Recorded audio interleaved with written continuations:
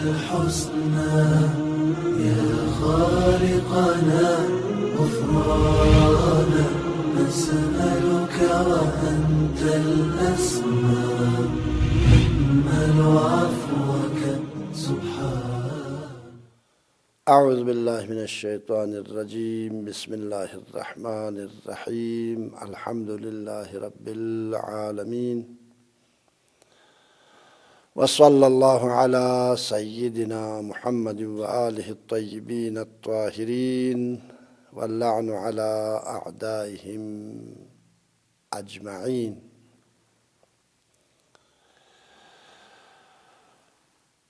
توحید عبادی کے بارے میں گفتگو ہو رہی تھی اور پچھلے دروس میں بیان ہوا کہ توحید کی قسموں میں سے ایک اہم اور حساس ترین قسم توحید عبادی اور عبادت میں توحید کا عقیدہ ہے. جیسا کہ عرض ہوا، تمام مسلمان، تمام کلمہ گو اس بات پر اتفاق رکھتے ہیں کہ عبادت کا حق صرف خدا کا ہے، پرستش کا حق صرف خدا کا ہے. کوئی مسلمان آپ کو ایسا نہیں ملے گا خدا کے علاوہ کسی اور کی پرستش کرتا ہو. محال ہے مسلمان بھی ہو اور حق عبادت خدا کے علاوہ کسی اور کے لیے بھی حق عبودیت و بندگی کے قائل ہو. معقول نہیں ہے، محال ہے. لہذا تمام مسلمانوں کا عقیدہ یہ ہے کہ عبادت اور عبودیت و بندگی اور پرستش صرف اسی ذات سے مخصوص ہے، صرف خداوند متعال سے مخصوص ہے. لیکن توحید عبادی کی بحث میں اور توحید عبادی کے مسائل میں ایک خاص گروہ نے، یعنی توحید عبادی کے کچھ فروعات ہیں، جیسے شفاعت کی بحث ہے، توسل کی بحث ہے. اس بحث میں مسلمانوں کے ایک چھوٹے سے گروہ نے اختلاف کیا ہے اور شفاعت اور توسل کے مسئلے کو وہ توحید عبادی کے خلاف سمجھتے ہیں، توحید عبادی کے منافی سمجھتے ہیں. تو شفاعت کے حوالے سے پچھلے سبق میں ہم نے تفصیل سے گفتگو کی ہے، اور آج کے سبق اور درس کا عنوان ہے توسل. اپنے خطاؤں، اپنے گناہوں اور اپنے لغزشوں کی مغفرت کے لیے، مغفرت کے حصول کے لیے، بخشش کے لیے خدا کے مقرب بندوں جیسے انبیاء الہی ہیں، اولیائے الہی ہیں، اوصیاء الہی ہیں، اور خصوصاً پیغمبر اکرم صلی اللہ علیہ وآلہ وسلم اور آپ کی عطرت اور اہل بیت سے متوسل ہونا جائز ہے، شرعی نقطہ نگاہ سے یا جائز نہیں ہے. یہ بنیادی سوال ہے توسل کے حوالے سے. اور توسل کا معنی جیسا کہ عرض ہوا، پیغمبر گرامی اسلام اور ائمہ طاہرین علیہم السلام اور محمد اور آل محمد صلی اللہ علیہ وآلہ وسلم سے متمسک ہونا اور ان کو وسیلہ قرار دینا اپنے گناہوں اور خطاؤں کی بخشش کے لیے، اور اسی طرح قرب الہی کے حصول کے لیے. نیک بندے ہیں خدا کے لیکن قرب الہی چاہتے ہیں، تو قرب الہی کے حصول کے لیے کیا پیغمبر گرامی اسلام کو وسیلہ اور ذریعہ قرار بنانا، اور اسی طرح پیغمبر کے آل کو، اہل بیت کو، جن کے بارے میں خداوند متعال نے قرآن میں درجنوں آیات نازل کی ہے، جن کی محبت کو سب پر واجب قرار دیا ہے، جن کی پیروی کو وَأُولُو الْأَمْرِ مِنْكُمْ کہہ کر سب پر واجب قرار دیا ہے، کیا ان کو وسیلہ اور واسطہ قرار دے کر قرب الہی کے حصول کے لیے اگر ان کو واسطہ قرار دے یا وسیلہ قرار دے تو کیا یہ قرآنی اور اسلامی تعلیمات کے منافی ہیں؟ اور کیا یہ شرعی نقطۂ نگاہ سے جائز ہیں؟ اس سلسلے میں جیسا کہ عرض ہوا 1400 سالہ تاریخ میں صدر اسلام سے لے کر آج تک یعنی ہمارے زمانے تک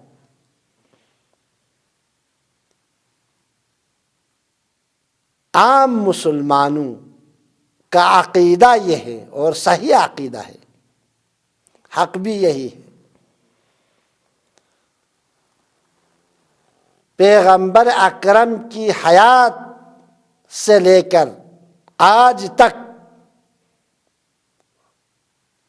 تمام مسلمانوں کا عقیدہ یہ ہے کہ پیغمبر اور آل پیغمبر کو اور اسی طرح اولیاء الہی کو شفیع قرار دینا اور اسی طرح ان سے متوسل ہونا، ان سے توسل کرنا قرب الہی کے حصول کے لیے ایک، اور اپنے گناہوں کی بخشش اور مغفرت کے لیے ان کو وسیلہ قرار دے کر خدا کے بارگاہ میں دعا کرنا مغفرت کی، کیا یہ جائز ہے یا نہیں ہے؟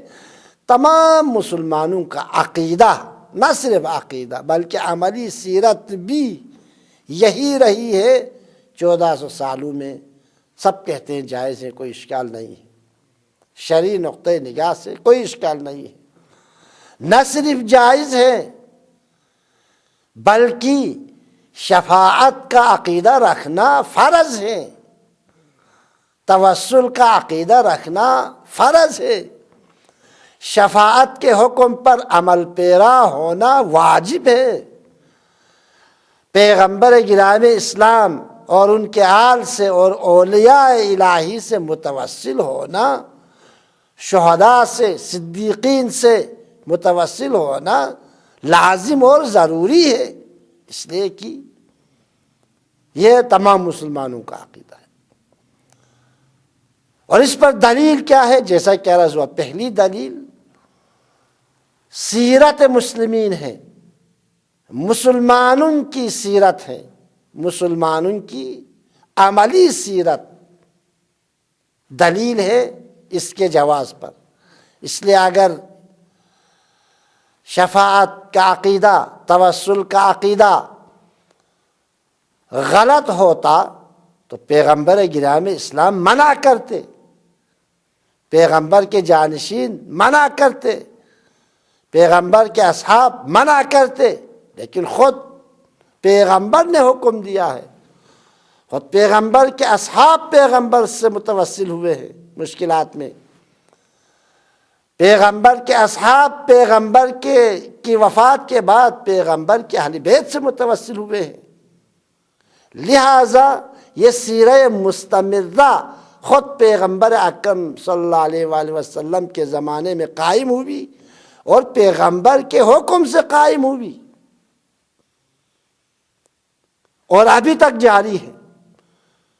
کروڑوں مسلمان اس دنیا سے جا چکے ہیں، کروڑوں مسلمان اس وقت دنیا میں زندگی گزار رہے ہیں، اور سب کا عقیدہ یہی ہے، ایک چھوٹے سے گروہ کے علاوہ، اصل وہ گروہ نہ ہونے کے برابر ہے، گنے چنے 8-10 افراد ہیں جنہوں نے اس عقیدے پر اعتراض کیا ہے، تو خود ان کے عقیدے میں شک کرنا چاہیے، خود ان کی فکر کو غلط سمجھنا چاہیے۔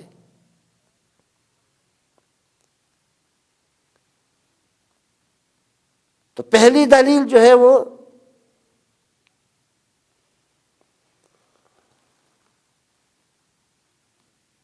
مسلمانوں کی سیرت جو صدر اسلام سے آج تک چلی آ رہی ہے، اور آج بھی کروڑوں انسان اولیائے الہی سے، پیغمبر اکرم کی قبر سے، پیغمبر اکرم کے مزار سے، پیغمبر اکرم صلی اللہ علیہ وآلہ وسلم کے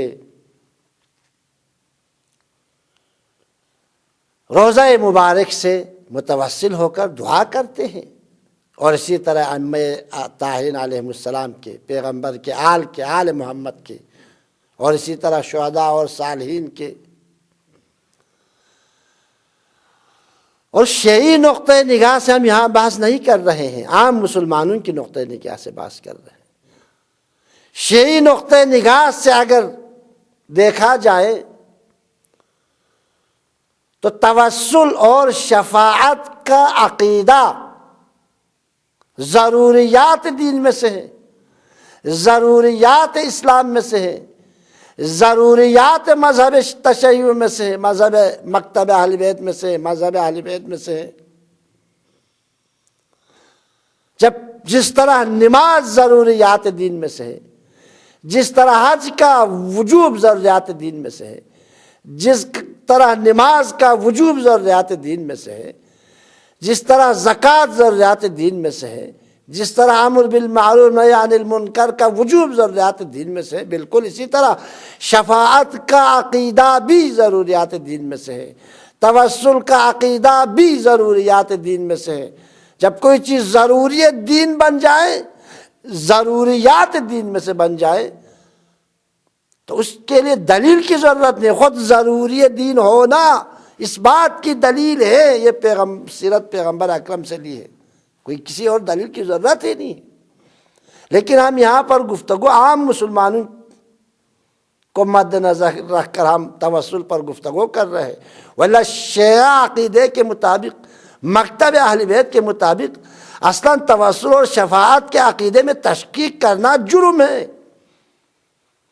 شفاعت اور عقیدے، توسل کے عقیدہ نہ رکھنے والا مذہب تشیع سے خارج ہے۔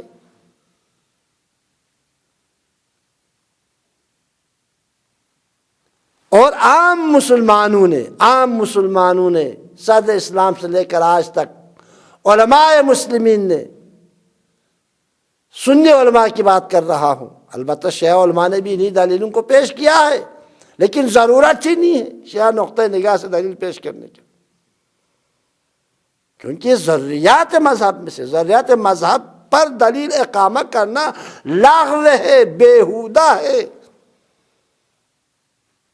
علمی نقطہ نگاہ سے، فقہی نقطہ نگاہ سے، اجتہادی نقطہ نگاہ سے لغو ہے، بیہودہ ہے۔ خیر وہ ایک الگ بحث ہے، مسترح جانا نہیں چاہتا۔ اور عامت المسلمین نے اور اسی طرح شیعہ علماء نے توسل کے جواز پر، نہ جواز پر بلکہ وجوب پر جو دلیل قائم کی ہے،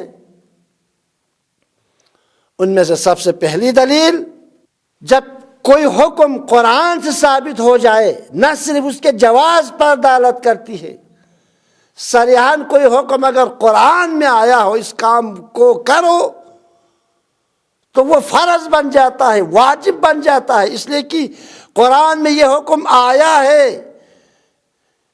پیغمبر سے متوسل ہو جاؤ۔ اگر کوئی مسلمان کہے مجھے ضرورت نہیں ہے، میں متوسل نہیں ہوتا ہوں، تو اس نے حکم خدا کی مخالفت کی ہے، قرآن کی مخالفت کی ہے، پیغمبر کی مخالفت کی ہے، ضروریات اسلام کی مخالفت کی ہے، لہذا اصلاً اس کا اسلام مشکوک ہو جاتا ہے۔ لہذا جب کوئی حکم قرآن سے ثابت ہو جائے، نہ صرف وہ جواز پر دلالت کرتی ہے، ایک غلط فہمی پھیلائی گئی ہے، جواز پر یہ آیت دلالت کرتی ہے۔ جب آیت جواز پر دلالت کرتی ہے، آیت میں حکم، صریح حکم آیا ہے، تو نہ صرف جواز پر دلالت کرتے بلکہ عملی میدان میں اس پر عمل پیرا ہونا بھی ضروری ہے۔ جب نماز کا وجوب ثابت ہے عملی میدان میں نماز اقامہ کر کے دکھانے کی ضرورت ہے۔ جب شفاعت قرآن سے ثابت ہے تو شفیع قرار دینا واجب ہے، ضروری ہے، لازم ہے، وَإِلَّا یہ حکم لغو ہو جاتا ہے، بیہودہ ہو جاتا ہے، عبث بن جاتا ہے۔ اور خدا حکیم ہے، بیہودہ حکم صادر نہیں کرتا۔ پیغمبر حکیم ہے، بیہودہ حکم لوگوں کے درمیان صادر نہیں کرتا۔ اور پہلی آیت جس سے علماء نے استدلال کیا ہے توسل کے جواز اور وجوب پر، وہ سورہ مائدہ کی 35ویں آیت ہے، جس میں خداوند متعال ارشاد فرما رہا ہے یا ایھا الذین آمنوا اتقوا اللہ وابتغوا الیہ الوسیلہ، اے ایمان والو اللہ سے ڈرو، پرہیزگاری اختیار کرو، وابتغوا الیہ الوسیلہ، اور اس تک پہنچنے کے لیے، خدا تک پہنچنے کا وسیلہ اور ذریعہ تلاش کرو۔ خود سے خدا تک نہیں پہنچ سکتا، خدا تک پہنچنے کے لیے واسطے کی ضرورت ہے۔ خالق و مخلوق کے درمیان واسطے کی ضرورت ہے، ڈائریکٹ خالق سے رابطہ مخلوق نہیں کر سکتا۔ ہر چیز میں ممکن ہے کبھی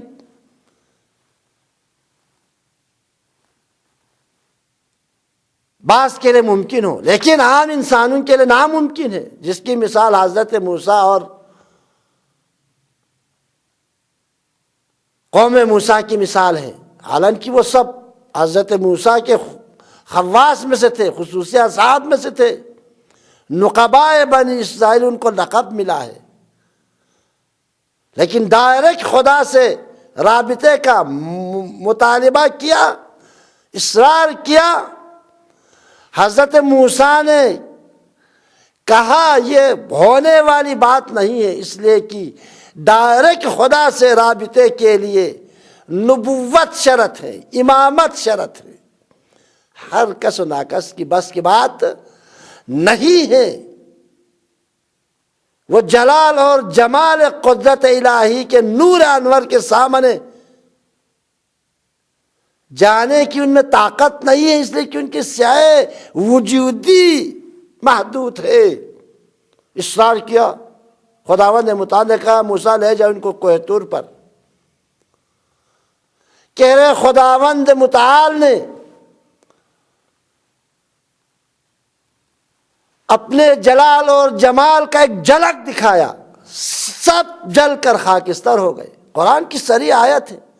لہذا کچھ لوگ جو آج کل یہ کہتے ہیں واسطے کی کیا ضرورت ہے، خدا سے ڈائریکٹ، خدا سے ڈائریکٹ ہر انسان کی بس کی بات نہیں ہے۔ نقبائے بنی اسرائیل سے کیا آپ کا ایمان قوی ہے؟ ہو ہی نہیں سکتا۔ خدا سے ڈائریکٹ رابطہ صرف خدا کی حجت انبیاء الہی اور ان کے خصوصی جو وسیع ہے وہ صرف خدا سے رابطہ قائم کر سکتا ہے، بلکہ ڈائریکٹ رابطہ صرف نبی ہی کر سکتا ہے۔ نبی کے وسیع بھی ڈائریکٹ خدا سے رابطہ نہیں کر سکتا، بلکہ نبی کے وسیع بھی اس نبی کے توسط سے خدا سے رابطہ کرتا ہے۔ عام انسانوں کی تو بس کی بات نہیں ہے۔ لہذا قرآن مجید میں صریحاً حکم دیا جا رہا، صریح حکم ہے۔ وابتغوا امر ہے، امر کا صیغہ ہے، جمع کا صیغہ ہے، سب حکم سب کے لیے ہے، کوئی استثناء نہیں اس حکم سے۔ تم سب خدا تک پہنچنے کے لیے وسیلہ تلاش کرو، بغیر وسیلے کے خدا تک پہنچ ہی نہیں سکتا۔ خام خیالی ہے، خیام خام ہے اگر کوئی یہ فکر کرتا میں ڈائریکٹ خدا سے میرا رابطہ ہے۔ حقیقت میں شیطان سے رابطہ ہے اس کا ڈائریکٹ، شیطان وسوسہ کر رہا ہے، شیطان اس کی دل میں یہ بات ڈال رہی ہے میں تیرا خدا ہوں اور میرا تجھ سے ڈائریکٹ رابطہ ہے۔ حقیقت میں خدا سے رابطہ نہیں ہوتا، خدا کے دشمن شیطان سے رابطہ ہوتا ہے۔ لہٰذا اس قسم کے دعوے کرتے ہیں، اس لیے کہ قرآن کی صریح آیت کے خلاف ہے ڈائریکٹ خدا سے رابطہ ایجاد کرنا، ہر انسان کے لیے ناممکن ہے۔ اس لیے قرآن صریح حکم دے رہے خدا تک پہنچنے کے لیے وسیلے کی ضرورت ہے، اور امر کی شکل میں وابتغوا امر کا صیغہ ہے اور جمع کا صیغہ ہے۔ انبیاء الہی کے علاوہ سب کے لیے ضروری ہے انبیاء کے واسطے سے خدا تک پہنچا۔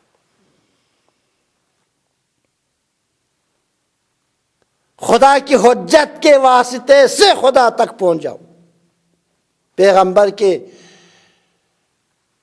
وسیع کے واسطے سے خدا تک پہنچ جاؤ۔ خدا کے صرف منتخب بندوں کے ذریعے خدا تک پہنچ سکتا ہے، ان کے وسیلے سے خدا سے رابطہ برقرار کر سکتا ہے۔ لہذا حکم دے حکم بھی مومنین کے لیے ہے، کفار کے لیے نہیں ہے۔ کفار تو خدا کو ہی نہیں مانتا۔ یا ایھا الذین آمنوا اتقوا اللہ وابتغوا الیہ الوسیلہ، خدا تک پہنچنے کا وسیلہ تلاش کرو۔ وجاہدوا فی سبیلہ، اور اللہ کی راہ میں جہاد کرو، نفس سے جہاد کرو، اپنی غلط فکر سے جہاد کرو۔ جہاد سے مراد تلوار لے کر جو بھی سامان ہے ان کو قتل کرو، اس کا نام جہاد نہیں ہے، یہ حیوانیت ہے۔ جو بھی راستہ چلنے والا ان پہ کوئی لیبل لگا کر گردن اڑا دو، یہ جہاد ہے، حیوانیت ہے، یہ درندگی ہے۔ یہ جہاد سے مراد قرآن سنت میں عموماً جو اس جہاد سے مراد تشریح ہوئی ہے جہاد اکبر ہے، جہاد اصغر ہے۔ جہاں بھی لفظ جہاد آیا ہے، جہاد کا پہلا مصداق جہاد اکبر ہے۔ اپنی نفس سے جہاد کرو، یہ جہاد اکبر ہے۔ اپنی غلط فکر سے جہاد کرو، یہ جہاد اکبر ہے۔ اپنے غلط عقیدے سے جہاد کرو، یہ جہاد اکبر ہے۔ اور خدا تک پہنچنے کے لیے وسیلہ ڈھونڈو۔ لہذا یہ آیت صریحاً توسل کے جواز پر، نہ صرف جواز پر، امر وجوب پر دلالت کرتی ہے، توسل کے واجب ہونے پر دلالت کرتی ہے۔ اور ضروری ہے کہ مسلمان اولیائے الہی سے، ان میں سے بارز ترین مصداق، ان میں سے بارز ترین شخصیت پیغمبر اسلام حضرت محمد مصطفیٰ صلی اللہ علیہ وآلہ وسلم کی ذات ہے۔ ان سے متوسل ہونا ہر کلمہ پڑھنے والے پر فرض اور واجب ہے اس آیت کے مطابق۔ اور اسی طرح ان کے جانشین حجت خدا ہے، جن پر قرآن اور سنت سے ان کی امامت اور ولایت پر، ولایت تشریع اور تکوینی پر انشاءاللہ امامت کی بعض میں ہم بیان کریں گے، حجت قائم ہوئی ہے۔ ان کے توسل کے بغیر حتیٰ پیغمبر تک نہیں پہنچ سکتا، چاہے کہ خدا تک جائے۔ یہ پہلی آیت۔ دوسری آیت جس سے علماء اسلام نے، متکلمین نے، محدثین نے، مفسرین نے، مورخین نے، سب نے نقل کیا ہے، استدلال کیا ہے توسل کے وجوب پر، ضرورت پر مستقل کتابیں لکھی گئی ہے۔ نہ صرف ایک کتاب، درجنوں کتاب۔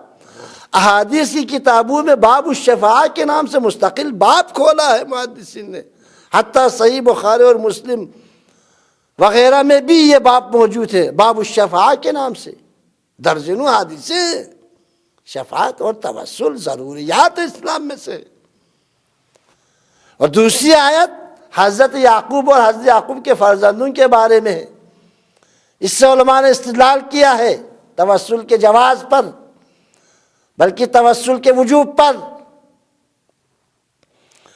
قرآن مجید میں حضرت یعقوب اور حضرت یعقوب کے فرزندوں یوسف کے بھائیوں کے گفتگو کو نقل کرتے ہوئے، بیان کرتے ہوئے فرماتے ہیں کہ یعقوب کے فرزندوں نے جب انہوں نے حضرت یوسف کے ساتھ جو ظلم کیا، ایک بے گناہ انسان کے ساتھ جو وحشت و بربریت کا مظاہرہ کیا، جو ظلم و ستم کیا، لیکن خداوند متعال نے یوسف کو اس مقام پر پہنچا، ہم مقام نبوت عطا کی، ہم مقام ولایت عطا کی، ہم دنیا میں حاکم بنا دیا، ہم دنیا اور آخرت دونوں میں خداوند متعال نے ان کو اپنا نمائندہ بنایا۔ جب یہ لوگ سمجھ گئے کہ یوسف ہی مصر کا حاکم ہے تو اس وقت آئے، اپنے کیے ہوئے خطاؤں پر پشیمانی کا اظہار کیا، اور خود سے ڈائریکٹ خدا سے دعا نہیں کی، چونکہ ان کو معلوم تھا ہماری دعائیں خدا تک نہیں پہنچ سکتی، لہٰذا اپنے والد محترم حضرت یعقوب جو نبی اللہ تھے، جو خدا کی حجت تھے ان پر، ان کے سامنے جا کر ان سے التماس کیا، آپ ہمارے لیے شفاعت کا وسیلہ بنے، آپ ہمارے لیے ہمارے گناہوں کی بخشش کا وسیلہ بنے۔ اور سب نے مل کر کہا قالو، یوسف کے 11 بھائیوں نے ایک آواز ہو کر اپنے والد حضرت یعقوب سے کہا، یا ابانا استغفر لنا، اے والد گرامی، اے ہمارے بابا جان، ہماری گناہوں کی بخشش کے لیے ہمارے حق میں آپ استغفار کریں خداوند متعال کی بارگاہ میں، آپ وسیلہ بن جائے ہمارے مغفرت کے لیے، ہمارے گناہوں کی بخشش کے لیے۔ تو حضرت یعقوب نے یہ نہیں کہا میں وسیلہ بدعت ہے، وسیلہ قرار دینا شرک ہے، کسی اور کو وسیلہ بنانا شرک ہے، ڈائریکٹ خدا سے تم خود شفاعت طلب کرو، نہیں کہا۔ اگر واقعا توسل شرک ہوتا، وسیلے کا تلاش خدا تک جانے کے لیے، قرب الہی کے حصول کے لیے شرک ہوتا تو حضرت یعقوب ضرور فرماتے یہ کام شرک ہے، میں انجام نہیں دوں گا، نہیں فرمایا، بلکہ فرمایا قال سوف استغفر لکم ربی، فرمایا میں عن قریب تم لوگوں کی بخشش کے لیے استغفار کروں گا، انشاءاللہ استغفار کروں گا۔ باپ وسیلہ بنا، باپ ذریعہ بنا، باپ واسطہ بنا، کیوں؟ اس لیے کہ باپ نبی خدا تھے، خدا سے ڈائریکٹ رابطہ تھا حضرت یعقوب کا، وسیلہ قرار دیا اور باپ نے بھی قبول کیا، حضرت یعقوب نے بھی قبول کیا، میں بہت جلد تم لوگوں کے گناہوں کی بخشش کے لیے خدا کی بارگاہ میں دست نیاز بلند کروں گا، طلب مغفرت کروں گا، اس لیے کہ انہ هو الغفور الرحیم، میرا پروردگار بہت بخشنے والا اور مہربان ہے، لہذا اگر میں وسیلہ بنوں گا تو میرا پروردگار یقیناً بخش دیں گے، لہذا چونکہ مجھے یقین ہے میرا پروردگار بخشنے والا ہے، لہٰذا میں تم لوگوں کے لیے وسیلہ بنتا ہوں۔ واقعاً اگر توسل کا عقیدہ مشرکانہ عقیدہ تھا، اگر توسل اور کسی کو وہ ذریعہ اور وسیلہ بنانا قرب الہی کے حصول کے لیے، اپنے گناہوں کی بخشش کے لیے شرک تھا، تو کیا نعوذ باللہ خدا کی حجت پیغمبر زمان شرک کے مرتکب ہو گئے؟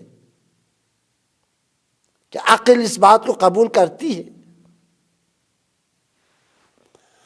اس آیت سے بھی اچھی طرح معلوم ہوتا ہے کہ جناب یعقوب کے بیٹوں نے اپنے خطاؤں کی بخشش کے لیے حضرت یعقوب کو وسیلہ قرار دیا، حضرت یعقوب سے متوسل ہوئے، اور حضرت یعقوب نے بھی وسیلہ بننے کی درخواست کو قبول کیا، اور وسیلہ بنا اور وسیلہ بن کر خداوند متعال سے ان کی بخشش کے لیے دعا کی، اور خداوند متعال نے بھی نبی خدا چونکہ وسیلہ بن چکا تھا، ان گناہگاروں نے نبی خدا سے توسل کیا تھا، خداوند متعال نے بھی ان کے خطاؤں کو بخش دیا۔ واقعا ناقابل بخشش گناہ تھا، وہ جو مرتکب ہوئے تھے وہ ناقابل بخشش خطا تھا، وہ لوگ خطا کار تھے، گناہ کار تھے، لیکن چونکہ نبی خدا سے متوسل ہوئے، نبی خدا کو وسیلہ قرار دیا، نبی خدا سے متمسک ہوئے، تو خداوند متعال نے اس نیک وسیلے کی وجہ سے ان کے گناہوں کو بخش دیا۔ لہذا یہ قرآن آیت بھی صریحاً دلالت کر رہی ہے کہ توسل جائز ہے۔ نہ صرف توسل جائز ہے بلکہ مسلمانوں کو تعلیم دے رہا ہے، جب گناہ کے مرتکب ہو جائے، جب خطا سرزد ہو جائے تو ان کی بخشش کے لیے دعا کریں، لیکن دعا کرتے وقت کسی کو ذریعہ بنا دیں، کسی کو وسیلہ بنا دیں۔ اور بہترین وسیلہ انشاءاللہ بعد والے احادیث روایات کی دلیلوں میں ہم ذکر کریں گے، بہترین وسیلہ پیغمبر اسلام صلی اللہ علیہ وآلہ وسلم اور پیغمبر کے اہل بیت اور عترت ہے، یعنی محمد و آل محمد ہے۔ یہ قرآنی آیت کے حوالے سے انہی دو آیتوں پر ہم اکتفا کرتے ہیں اور یہی کافی ہے، اس سے زیادہ وہی پہلی آیت کافی ہے۔ اگر کسی کو واقعا اسلام پر ایمان ہو، خدا کی وحدانیت پر ایمان ہو، قرآن پر ایمان ہو، رسول کی رسالت پر ایمان ہو، تو وہی سورہ مائدہ کی آیت کافی اس کے لیے۔ توسل کے جواز، نہ صرف جواز بلکہ وجوب اور فرض اور لازم ہونے پر اس کے لیے یہی کافی ہے۔ اور اس کے علاوہ درجنوں حدیث میں نے عرض کیا میں شیعہ کتابوں سے حدیث نقل نہیں کروں گا، شیعہ کتابوں میں مستقل باب ہے توسل کے حوالے سے، ہزاروں کی تعداد میں صحیح السند اور متواتر روایات نقل ہوئی ہے۔ دو روایتوں کو یا تین روایتوں کو اگر وقت نے اجازت دی تو اہل سنت کی کتابوں سے ہم آپ کی خدمت میں نقل کریں گے انشاءاللہ توسل کے جواز اور وجوب پر۔ اور جیسا کہ عرض ہوا توسل کے بارے میں درجنوں روایات ہیں، اہل سنت کی کتابوں میں بھی نقل ہوئی ہے، اور ان روایات میں سے سب سے پہلی روایت حضرت آدم کے توسل کے حوالے سے ہے۔ حضرت آدم اور حوا کو جنت سے نکال دیا خداوند متعال نے، اس روئے زمین پر ان کو بھیجا۔ یہ پہلا انسان تھا جو آدم کے نام سے، جو انسان کے نام سے اس روئے زمین پر قدم رکھا۔ حضرت آدم اس ترک اولیٰ کی وجہ سے پشیمان ہوئے، اتنا روئے اتنا روئے اتنا روئے، بخشش کی درخواست کی تو وحی آئی، جبرائیل امین نازل ہوئے اور حضرت آدم سے کہا اس طرح 1000 سال بھی گریہ کرو گے فائدہ نہیں ہے، بلکہ خدا کے مقرب بندوں سے متوسل ہو جاؤ، خدا کے مقرب بندوں سے متمسک ہو جاؤ، خدا کے مقرب بندوں سے توسل کرو۔ فَتَلَقَّى آدَمُ مِن رَبِّهِ كَلِمَاتٍ فَأَتَمَّهُنَّ کی تفسیر میں تمام مسلمان مفسرین نے جو بھی تفسیر آپ اٹھا کر دیکھ لیجئے، جو بھی تفسیر، چاہے سنی ہو چاہے شیعہ، اس آیت کی ذیل میں سب نے اس حدیث کو نقل کیا ہے۔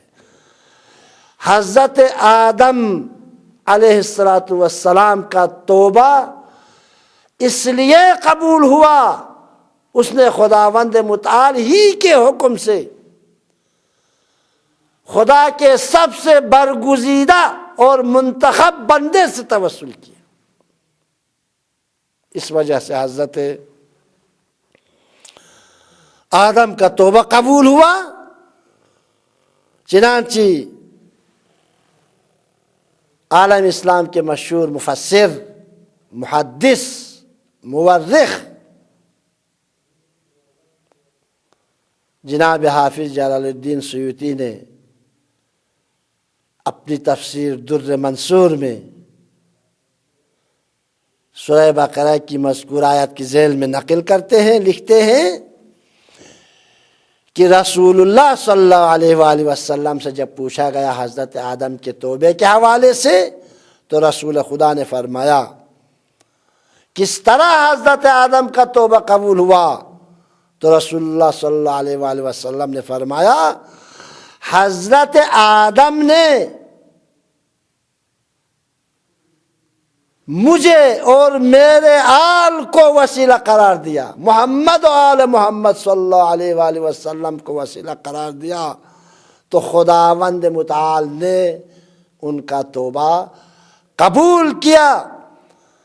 حضرت آدم نے مجھ سے اور میرے آل سے توسل کیا اور کہا، آدم کے جملات بھی رسول اللہ صلی اللہ علیہ وآلہ وسلم نے سائل کے لیے، صحابہ کے لیے نقل کیا۔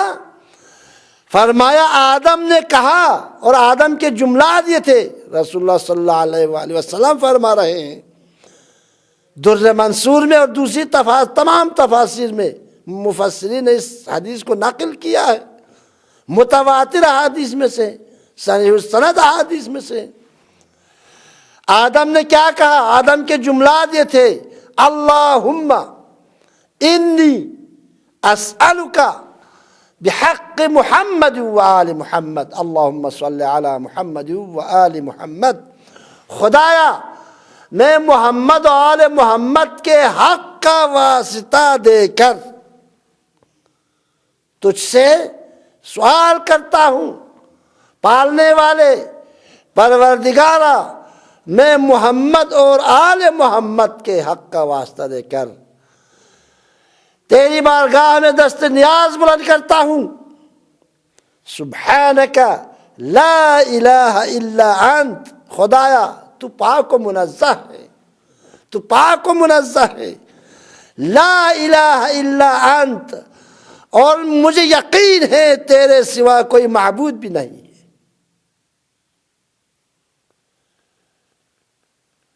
تیرے سوا پرستش کے کوئی لائق بھی نہیں ہے، اگر پرستش کے کوئی لائق ہے تو صرف تیری ذات ہے۔ اور اس عقیدے کے ساتھ میں دست نیاز بلند کرتا ہوں، چونکہ تو نے مجھے حکم دیا ہے کہ میں خاتم الانبیاء اور اس کے آل کو واسطہ قرار دوں، وسیلہ قرار دوں، ذریعہ قرار دوں اپنی بخشش کا، لہذا میں محمد و آل محمد کو وسیلہ قرار دیتا ہوں، وسیلہ قرار دیتا ہوں، میرے خطاؤں کو بخش دے۔ پھر فرمایا عملت سوءا، پالنے والے میں نے اشتباہ کیا، مجھ سے غلطی ہو گئی، مجھ سے غلطی ہو گئی، میں نے اشتباہ کیا، وظلمت نفسی، اس غلطی کی وجہ سے میں نے اپنے نفس پر ظلم کیا، اپنے نفس پر ظلم کیا، لہذا چونکہ میں خطا کار ہوں، میں ظالم ہوں اپنے نفس کی نسبت، البتہ کسی اور کی نسبت نہیں، لہذا انی اسألک بحق محمد و آل محمد، لہذا میں محمد و آل محمد کا واسطہ دے کر تجھ سے سوال کرتا ہوں۔ کس چیز کا سوال کرتا ہوں؟ فرماتے ہیں فاغفر لی، محمد و آل محمد کے صدقے میں مجھے بخش دے۔